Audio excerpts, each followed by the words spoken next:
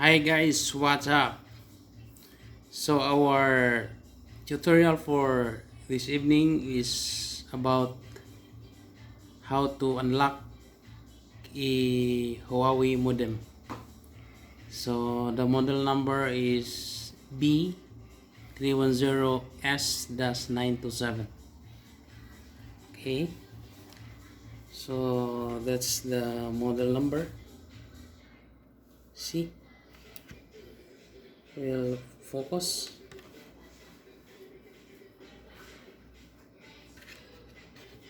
Okay, so model number is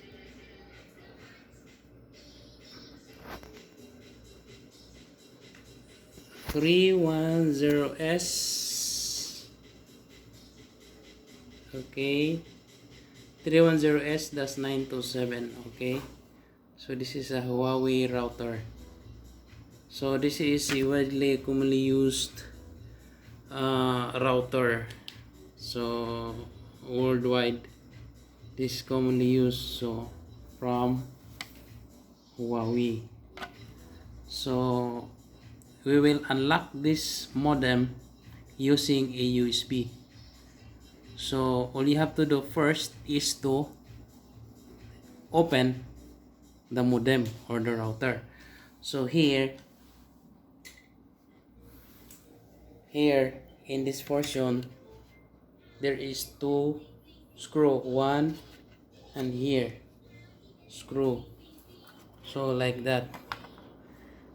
Okay, so this modem is used in the Middle East, and this is it is a branded one. There is a brand name, so I prefer not to disclose the brand. Okay, so I will just put like this. Okay, so to unlock this one via USB, all you have to do is after you open the modem, you make a connection like this. Okay, so this connection, okay, so using a USB cable, actually this USB cable, this one is this is the cable of my webcam. So this is my old webcam, so I use the USB cable. So you need to use a USB cable with 4 wires.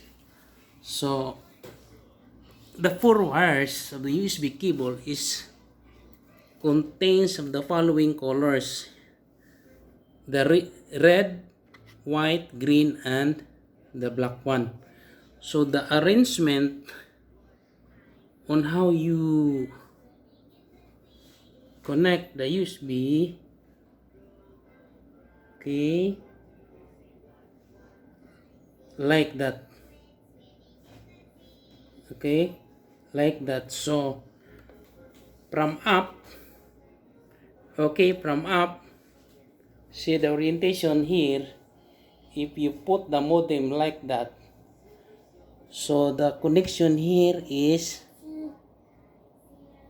white, green, and black, and this one is the you should this is also the connection for red, but we can unlock the modem by just not using the red one. So just leave it like this. So only 3 wires, so white, green, and black. Okay, so after that we need to connect the modem to our computer or laptop. So here, this portion here, there are three is like a three points here of connection. So this one with this one is for the boot mode, and this one is the ground. So all we need here is to short this one for a few seconds while connecting the modem to a laptop or a computer, and then put the power in order to make this modem a USB mode so we can program. So please note that if you see this light is blinking or lighting, which means the USB mode is not successful. So should be when you short these two connections here and putting the power, you will not see any lights there, which means the USB mode is successful. Okay, so okay, let's get started, guys.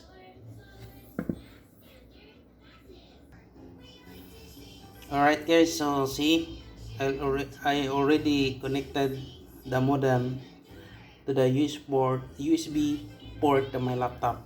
Okay, so now all we have to do to make this a USB mode, we will short this two connections here, this one, while putting the power. Okay, so well,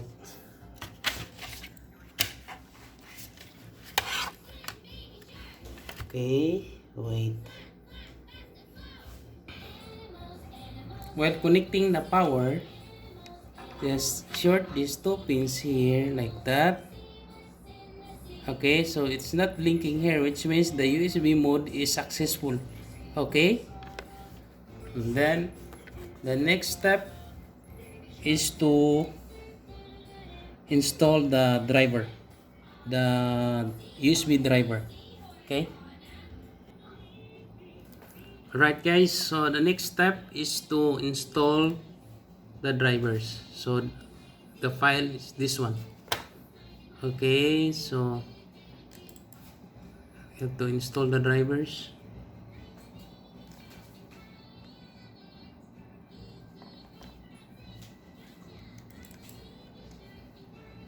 So we install this one.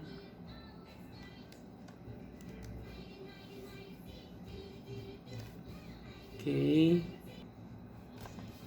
okay, guys, so we will install the drivers.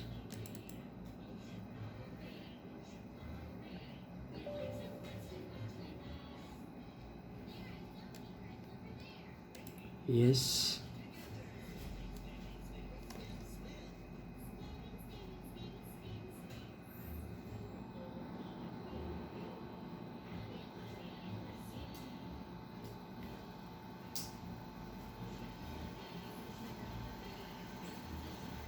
Okay, so we'll just wait.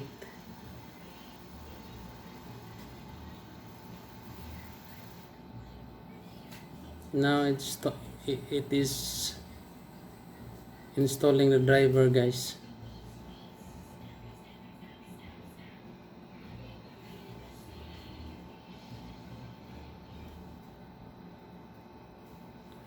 We will just wait until it is finished installing.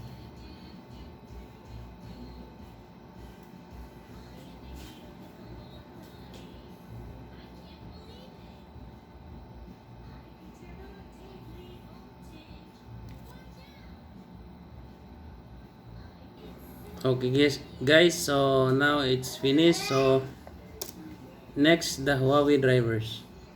Okay, so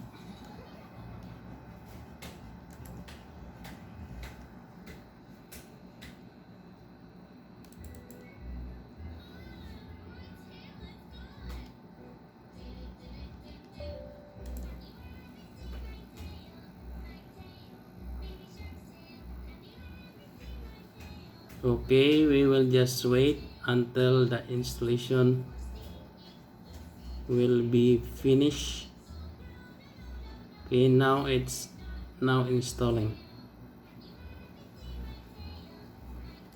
Okay, so we'll just wait until it's done. Alright, guys, so it's finished. Okay, so next,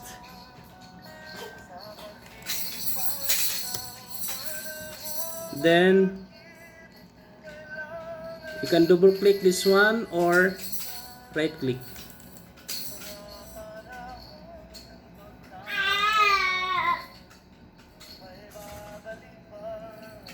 Then yes.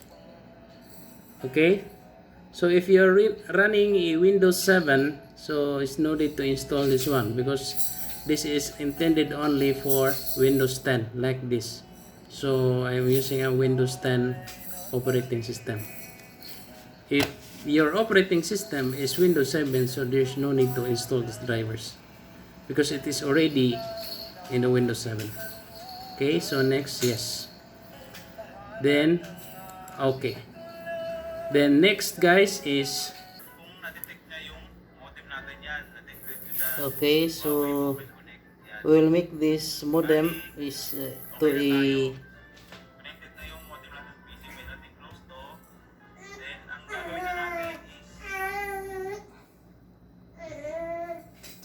USB mode again.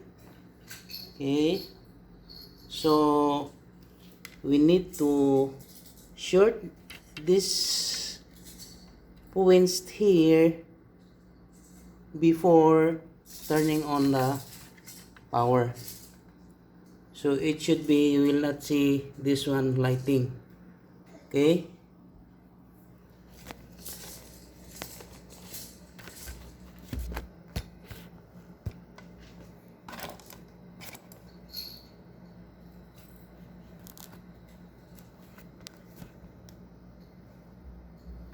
okay, so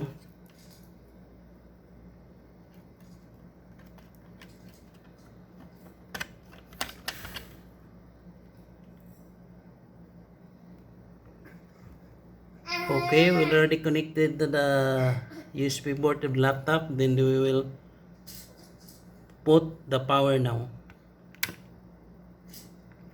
So it's not successful guys because it's lighting. So it should be, it won't light.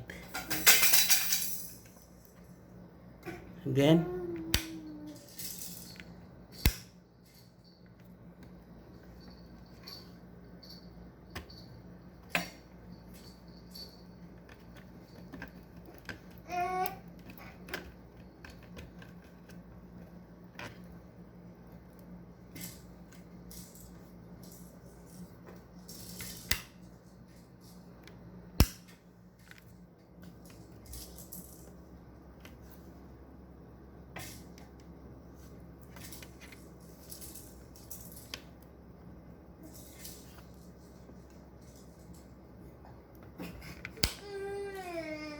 Okay, like that guys, it's not lighting, which means the USB mode is successful.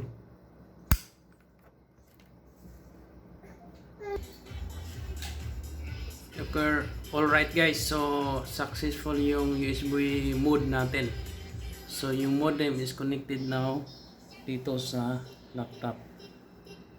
Okay, so we will double check if it is already detected on the computer.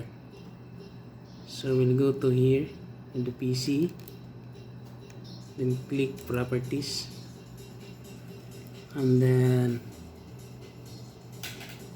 device manager, then check here. Okay, you check somewhere in ports here, double click. Okay, now the modem is detected already in our computer, in laptop. Okay, so it is successful. So the next thing to do is to flash the modem using the firmware. Okay, so we'll close this one and we will also close this one, and we will double click this file, and we will now flash the modem to unlock the modem. Okay, So we'll double click this one and then run.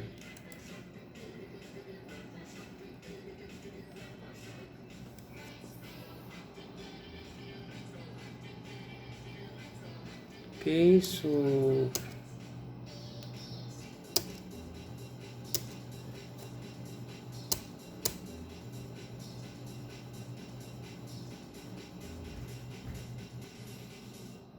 okay, so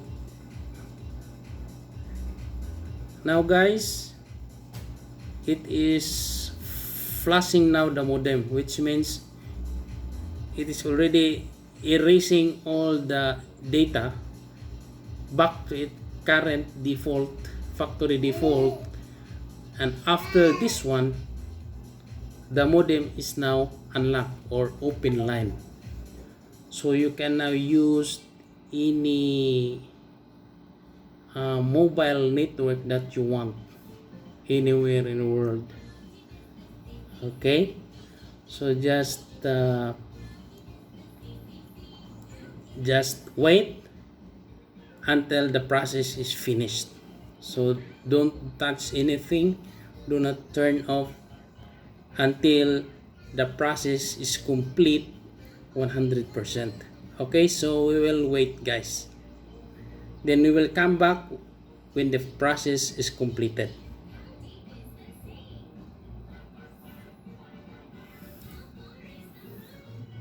Okay, so still processing now. I see the light there, the power light of the modem. Okay, still flashing, and see the connections here, the USB connection from the right is, then right to left the connection is red, white, green and black. So that is the correct connection of the USB. So you can flash the modem using the USB connection method, or there is an easy way to unlock the modem by just purchasing a SIM lock code. You can find it anywhere in the website, in the ISP provider, and there is also the SIM lock code blog. You can purchase there a code. As of this recording, the price is $9. So it's very easy if you purchase a code, very easy and very and the process is immediate. So this is a free method. It will not cost you anything but a little bit hard. Okay, so do not turn off while all the lights are lighting, all this one. So it should be that when the flash is finished, should be only the power on light is lighting. So okay, so still processing. All right, so right now we will check here. You see, yes, this one, see, it means we successfully unlocked the modem. So the modem now is open line, so you can connect any SIM already on the modem. Okay, so thanks for watching, and I'll see you on the next video. Bye.